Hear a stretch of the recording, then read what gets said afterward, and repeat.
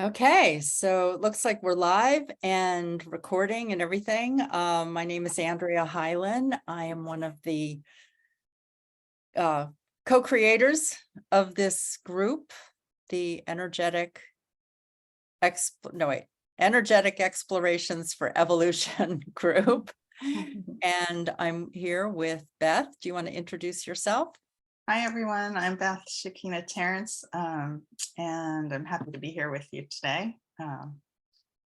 We're going to be exploring our theme of the month, Cancer, Nurturing Feelings, Imagination, and Inner Life.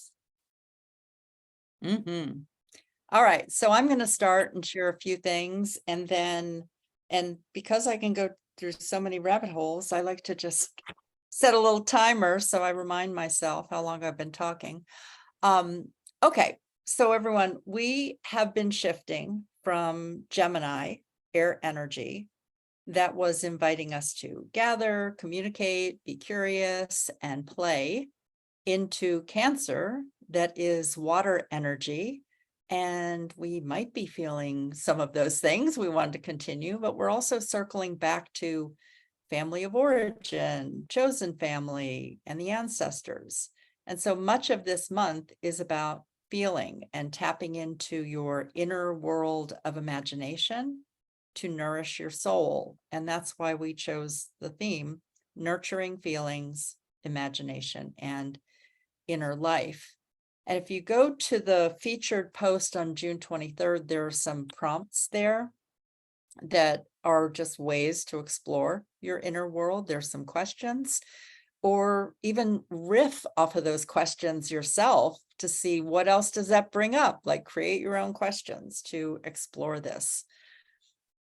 Cancer supports deeper conversations, visioning, and a connection to hearth and home that begins with the home that you're cultivating within yourself. So I was just reflecting about, something that happens in the transition from one month to another when Beth and I are having conversations. And I'll start to notice, or Beth will start to notice patterns or things that are spontaneously happening, and then seeing how. So it's not like something you need to force yourself to do. I would encourage you to reflect on what's actually happening. So I'm just going to give you a few examples in my life. I had lunch with a friend who I've known for 34 years. We have had times in our lives where we've been, practically sleeping at each other's houses. Our lives have been so intertwined.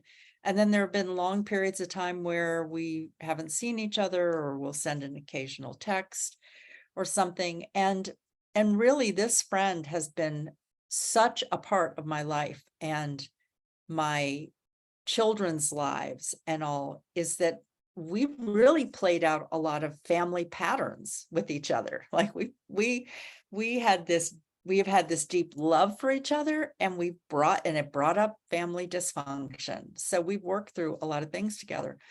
But something that I noticed when we went out to lunch was, first of all, how deep and vulnerable we went to this place really quickly to get to this really deep place.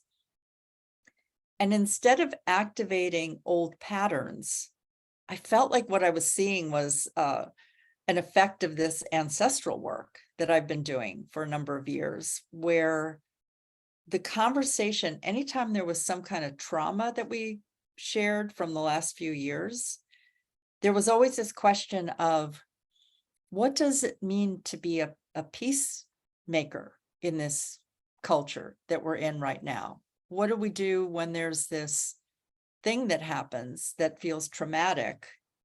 And how do we stay in our centered peace? And one of the things we talked about was, maybe it's not about being all kumbaya, but it's actually about setting boundaries with people. So I just felt like there were these, not new revelations necessarily, but a deeper commitment to how each of us want to be living our lives.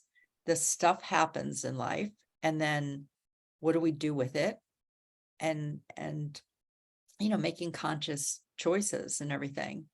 So I just have found that for the most part, I've been going within and really committing to my journal writing practice. Yeah, I've been, it's a good thing because I always have a pile of journals that I'm like, oh, well, let me buy a couple of journals, and I look at that like, oh, there's the next 3 years worth of journals that I have bought. But right now I'm really using them. I'm really writing and processing and researching my life and asking questions and going into this deeper place. So the other thing that I noticed was, there's something about Cancer and the home, the hearth, and everything. One of my daughters is pregnant, and I all of a sudden had this desire to cook for her. Well, even when I was raising kids, I do not like what I call maintenance cooking. I don't like cooking every day. I love cooking for a party. I love cooking and freezing meals and, like going, oh, I made this meal and this is going to last us the next 3 or 4 days. Like, I like that kind of cooking. So I thought, what is this thing that I feel like I want to go cook for her? And through the process of making some meals for her in anticipation of her giving birth in September or October, I said, what I really want to do is come over with ingredients and cook with my granddaughter, who is going to be 10 this fall, and like have it be a social gathering, but something where there's a lot of nourishment and nourishing each other and conversation and all. So I just find it interesting, the things that kind of come up that are related to these seasons, and then, so that's just an example of it. So I encourage you to look at your life and how these different nurturing feelings, imagination, and inner life, or nurturing someone's belly, it's like, just expand what those things are. So Beth, I was going to just talk a little bit about the astrology, and was there anything you wanted to riff on before I do that? No, I think I could just pick up after you're done. Okay. So I'm just going to mention a couple of things on that June 23rd post that's in the featured section. I posted a few astrology dates to play with. And so I just thought I would pick a couple of them from there to give you a little more information on that. So today, actually, Mercury is squaring Neptune. And what I wrote was, let imagination lead the way. So just to briefly describe this, Mercury is about communication, a lot of things, but let's just say communication. Neptune is kind of a dreamy, head in the clouds type energy, and a square means action.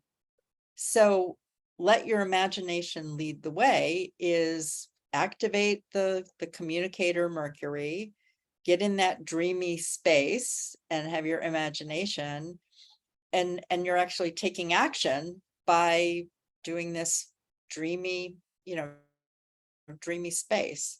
And actually, I'm going to just highlight one more and then mention the nodes. July 1st, the sun sextiles Jupiter. And I wrote, shine your light. Okay, so you can think of the sun is shine your light. Jupiter is a very expansive energy and fortune and generosity. And then a sextile is a helpful energy.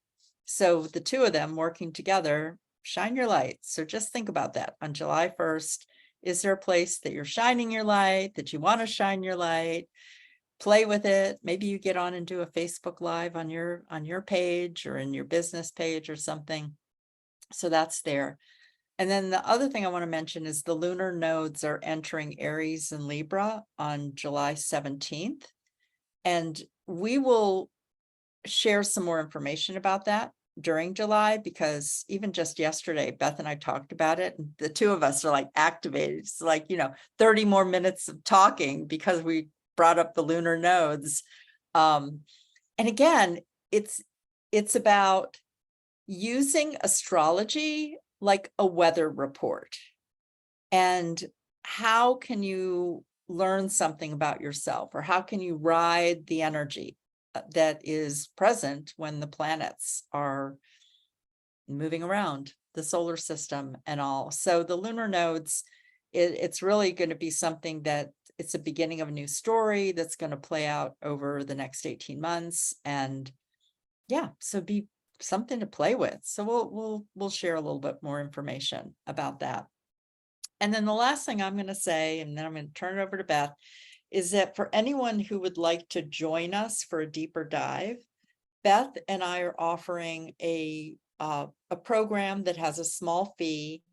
It's 31 days of connecting to the land with writing and restorative practices. There are going to be 2 Zoom circles, so it'll be a place where if you want to connect and share some things that it won't be a Facebook Live or a webinar where we're talking. It'll be actually a circle of people who can share if they would like to. And it's open to men and women who will have access to daily prompts or resources, stories, restorative practices. And yeah, I'm really excited that we're going to be doing it. And the people who have been signing up, I'm like, oh my gosh, this is going to be great to be in the energy of these people and yeah, just go into a deeper dive with our connection to the land.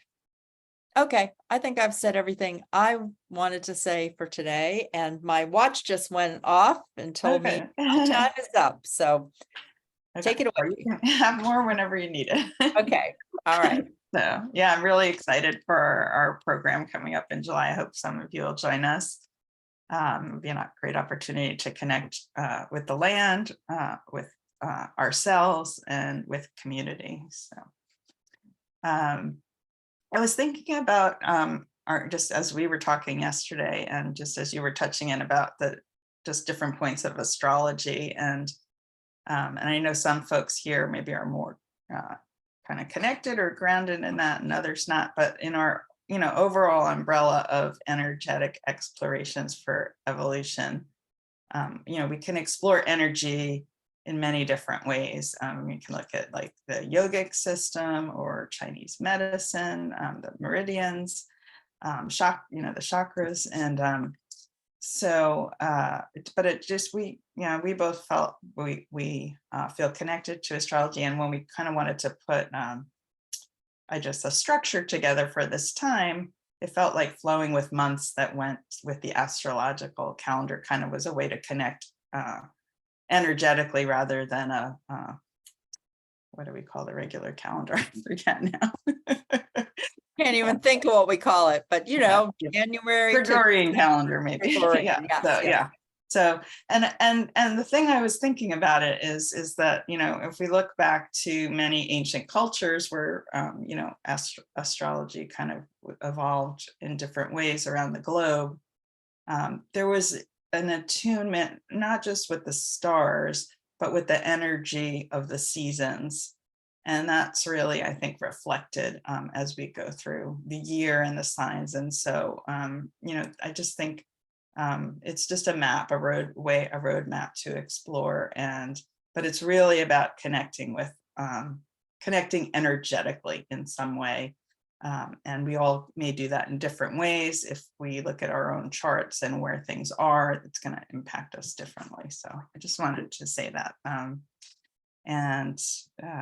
Yeah, so and also so we're into our 4th month together, and Cancer is a water sign. This is the first of the water signs. So the other aspect of that is we're exploring the different elements. So we went from Aries in fire to Taurus in earth and Gemini in air, and now we're in our first watery sign. And water, just thinking about it, really, we can see how feelings are fluid and they're definitely more connected to water. Sometimes our intuition is more activated. We might be more sensitive or receptive. And so as we move through the year, we'll get to the other water signs, which are Scorpio and Pisces. But there's that that emotional connection and connectivity, I guess, is something that's really strong. And Andrea touched on that connection also with the family and the hearth and the home. And that's, a lot of times that's where our original nurturing comes from, or even in our lives today, where however, whatever age we are, wherever we are, our home is somewhere where it's our nest. It's where we nurture ourselves, or come, we go out into the world, and there's a lot of chaos and relating with others, and then we come back to rest and rejuvenate. So to think about that. But there was something specific I wanted to touch on, and then I'll lead us in a short practice. So as we entered Cancer, we were moving through the summer solstice last week. And so at the point of summer solstice, that is the moment of the sun's greatest power. It's the most expansive energetically.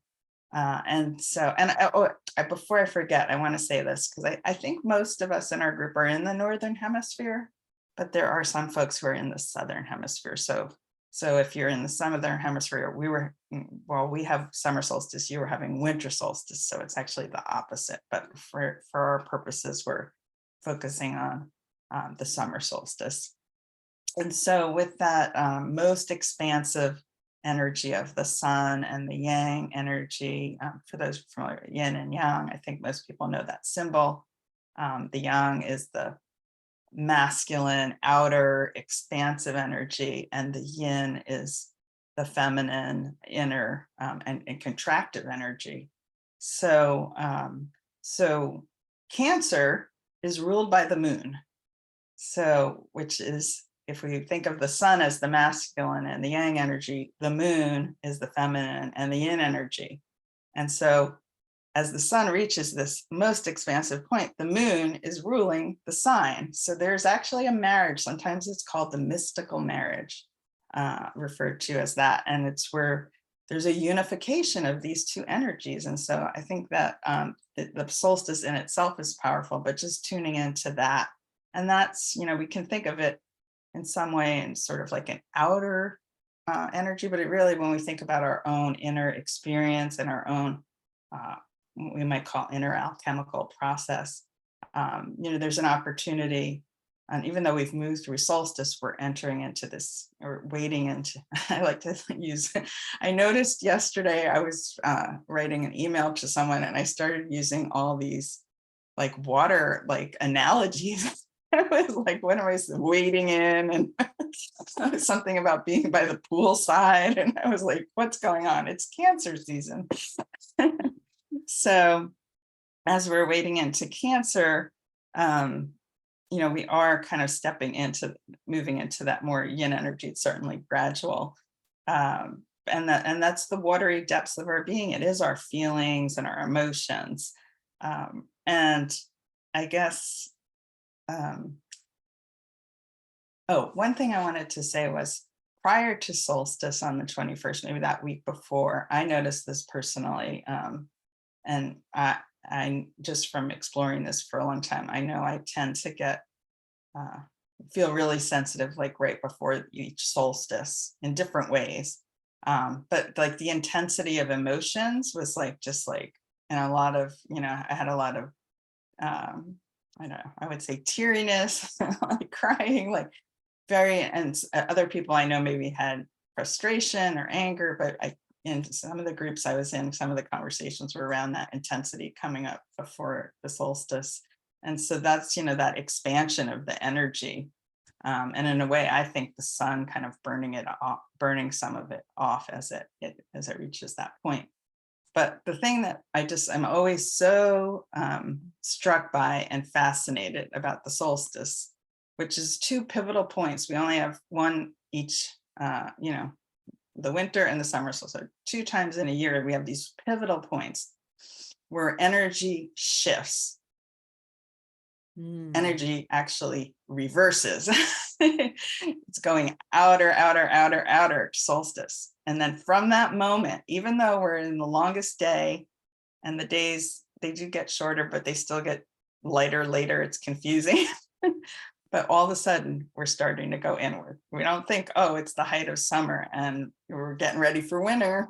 thinking that till fall, Yeah. but we are actually energetically starting to go inward until we reach that tiny point inside at winter solstice. So that's just something to think about in terms of the energy, and the shift in energy. And you may notice that. And as we kind of, I think it is that turning in that sometimes brings us back in touch with our emotions and our feelings. Whereas we might have been focused even just more outwardly in the last couple of months as we moved up to the solstice. And the other thing I wanted to touch on, because we back in Taurus time a couple months ago, we'll call our months by the season, by the sign. We talked about that connection to the earth and to the goddess, maybe goddess energy and fertility. And Cancer, similar to Taurus in some ways, does have that connection with, we might say, the divine mother, goddess energy. I actually I do have my Yamanja statue. She's the goddess of the sea. But I got a candle actually for entering into this season. And so Cancer does have that connection, and in many, I would say, spiritual and indigenous traditions around the globe, this time of year is often celebrated with festivities around and rituals around fertility. That can be human fertility, the fertility of the earth, of our planting, and that also a part of that is a need for security. And so just thinking about nurturing, creating, or supporting our sense of security. That could be on Taurus, it's maybe a little more physical on the physical realm and outwardly. And we talked about maybe doing certain practices physically that can help support and ground you.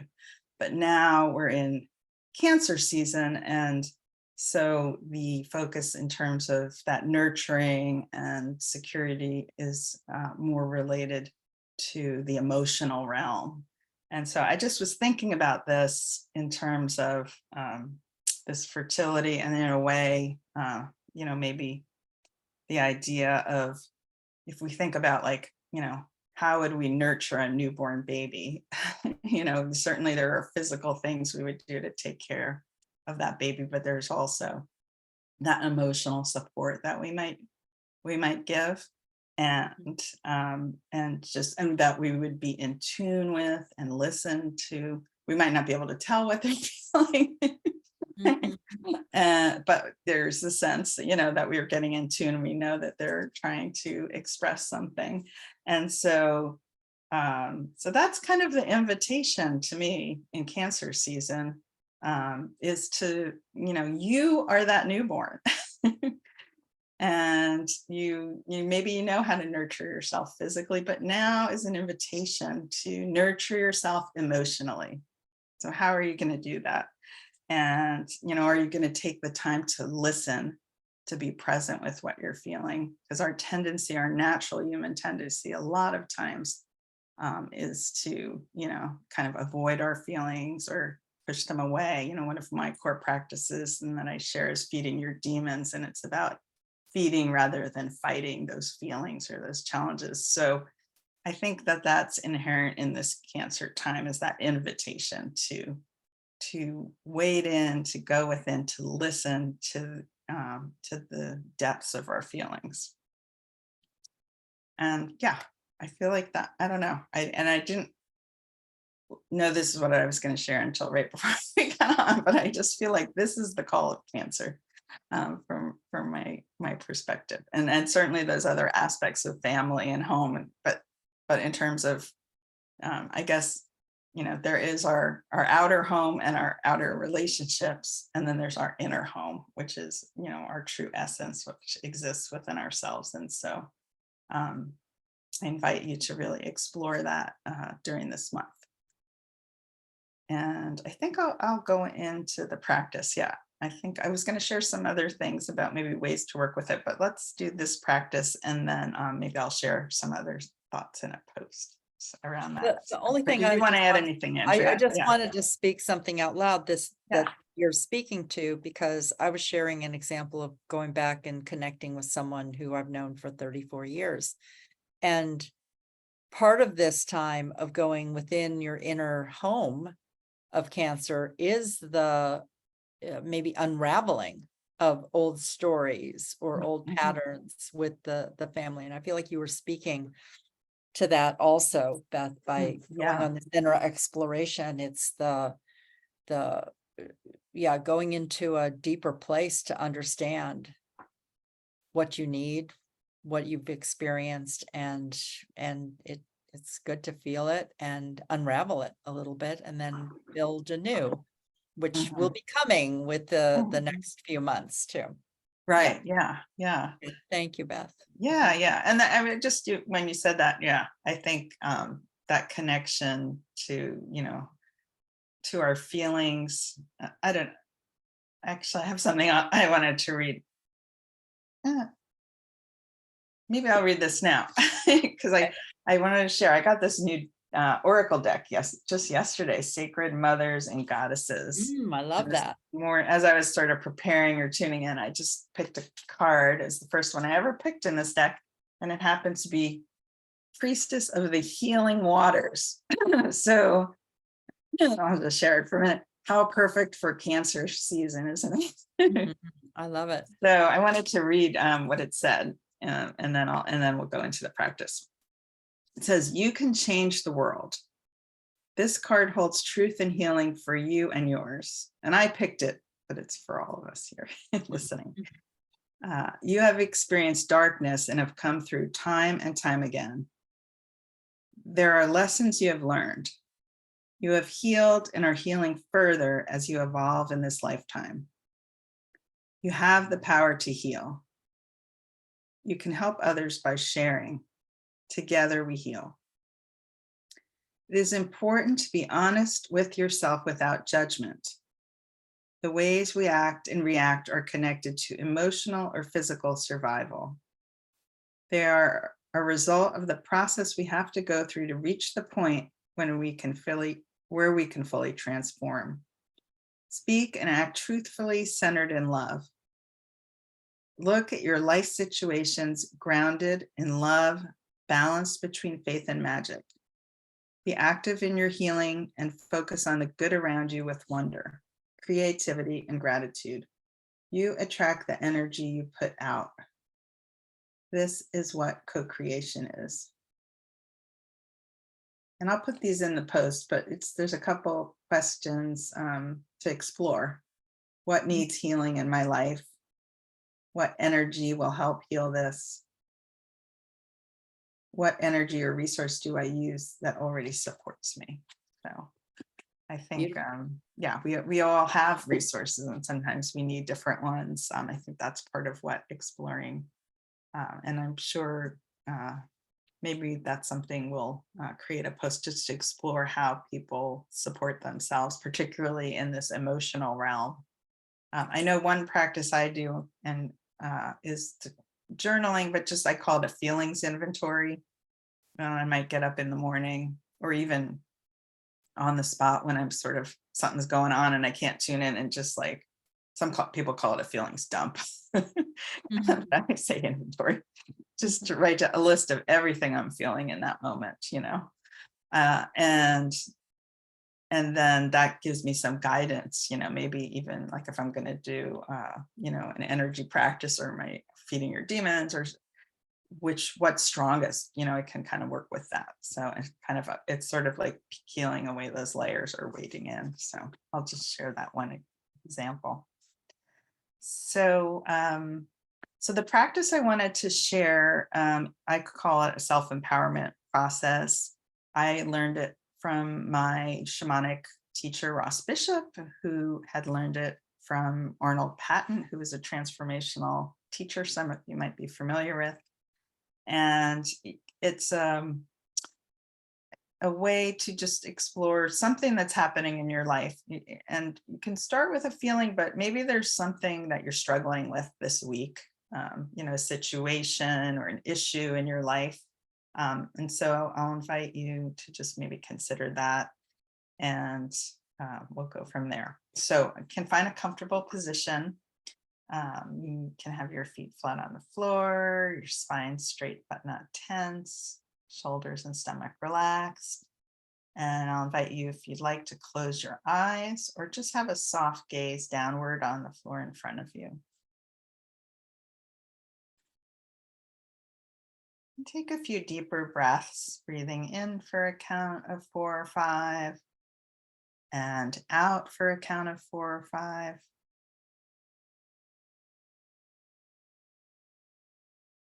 Just letting your body and your mind settle into this moment.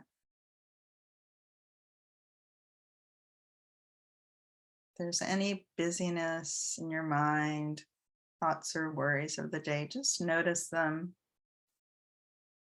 and send them out with the next breath. Just like a cloud passing by in the sky, you notice and it drifts away.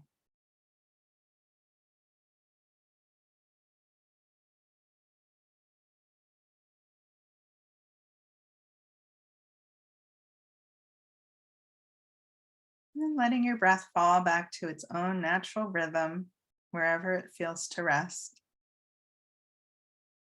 Still staying present with your breath as you begin to just call to mind something you'd like to focus on for this time. Again, maybe there's something happening in your life this week, a situation or an issue that you're dealing with. And if you've already really in tune with a specific feeling that's been at the surface, you can actually just work with that too. Take a moment to just choose a point of focus.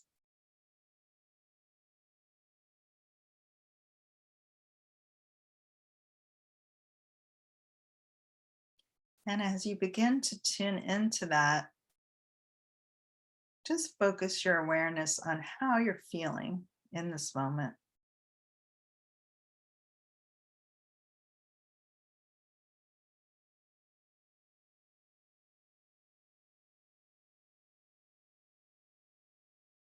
Begin to notice any feeling that comes up. Really allow yourself to feel the feeling.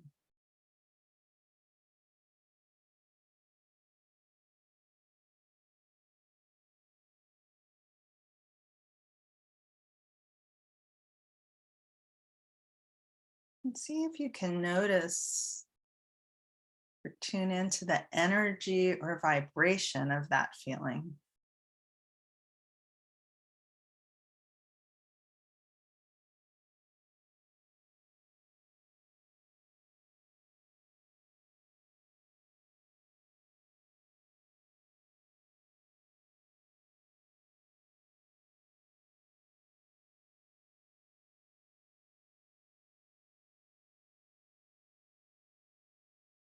And I invite you to really stay present with that feeling. Just allow it to be just as it is.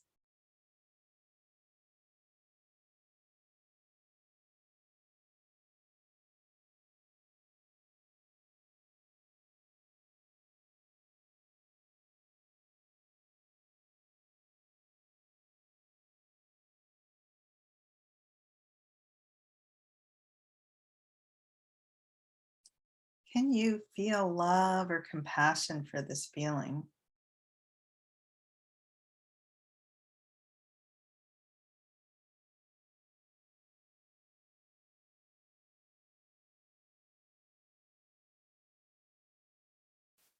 Are you willing to receive support in feeling love for this feeling? And invite that love and support in. Just allow yourself to feel it.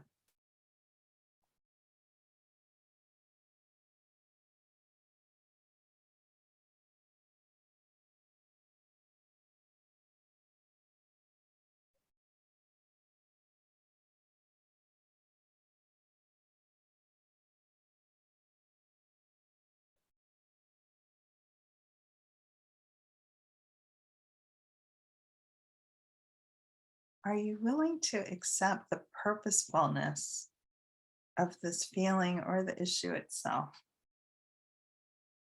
Even if you don't understand what that purpose is at this time.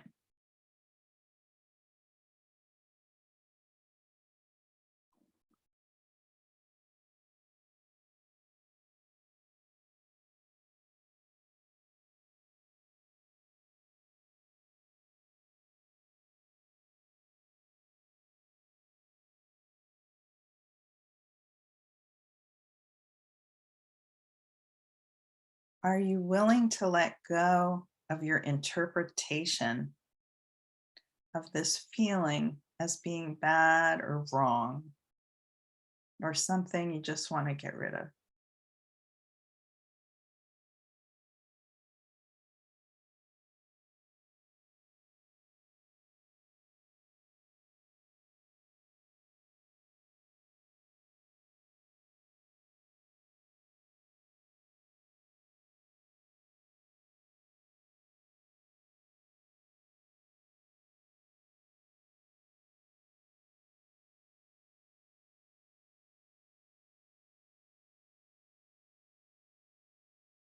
Is there someone else or others involved that cause this feeling inside of you to become active? And if there are others, can you accept that you've attracted them to support you in reclaiming your power?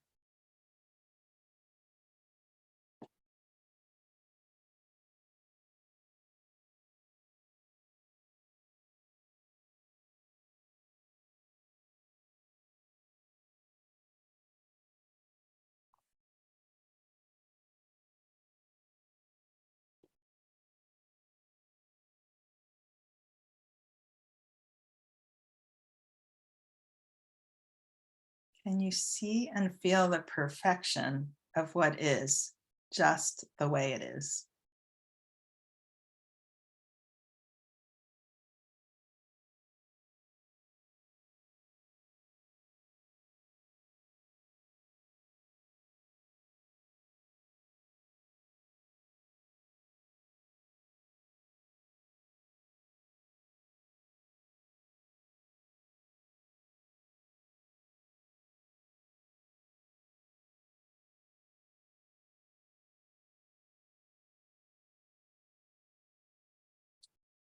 Now, really feel the essence that you truly are.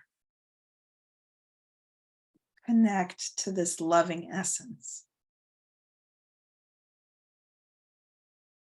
Really sink into it. Embrace the loving essence within you that is you.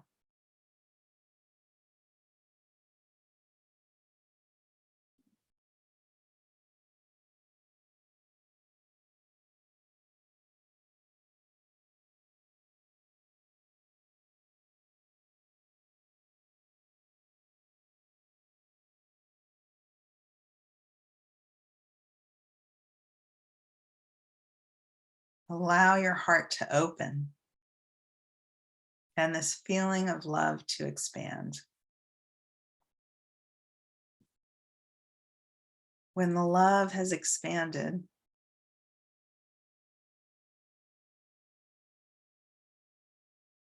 let it embrace you. Let it embrace your feeling that you've been working with.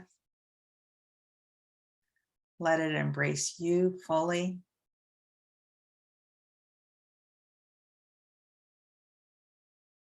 And let it embrace anyone who's involved in this situation or this experience at this time.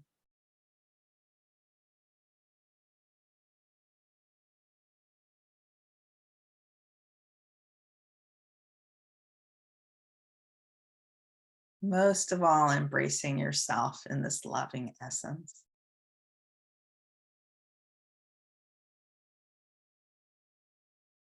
Your true essence.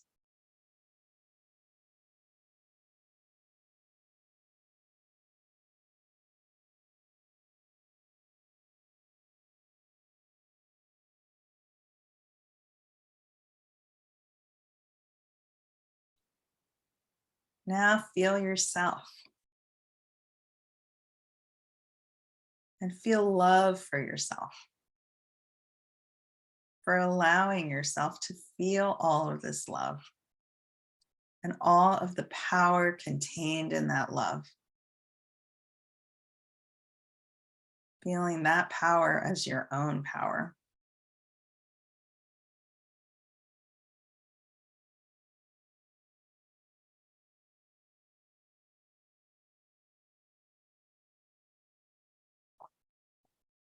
celebrate this love and the essence of who you are.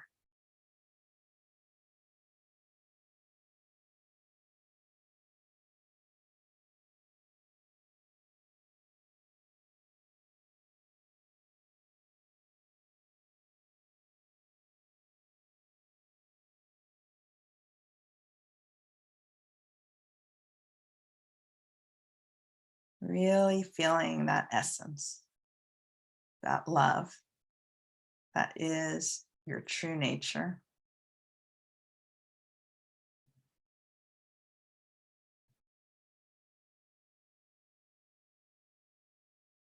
And taking a few deeper breaths once again, just beginning to feel yourself more present in your body, feeling the earth beneath your feet. Taking your own timing, you can open your eyes when you feel ready or raise them.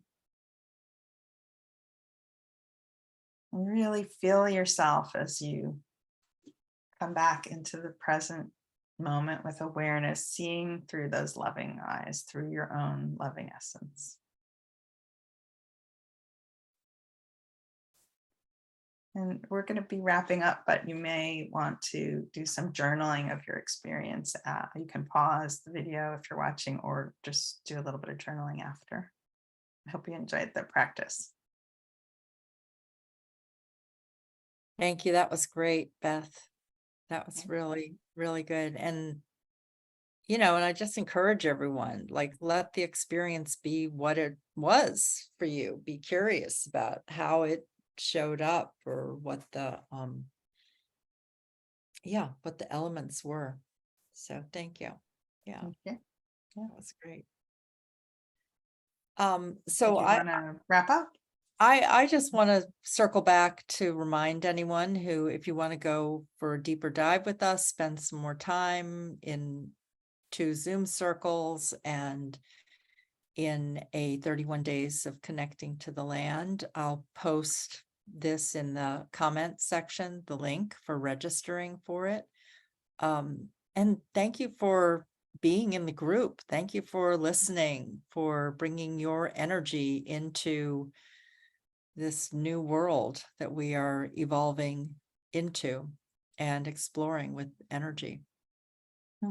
Yeah. We were excited to move into our second season, I guess, together. I know this is, as we shared when we began an exploration, we just had sort of an inkling and a vision, and it is a process for us in co-creating the space, and the community is co-created by all of you who are participating, and then through that we can extend that out into our lives and relationships in the world. Yeah, So thank you. absolutely. So thanks, everyone. That's a wrap for this Yeah. month, and Okay, we'll see you on Facebook. Okay, bye now. Bye, everyone.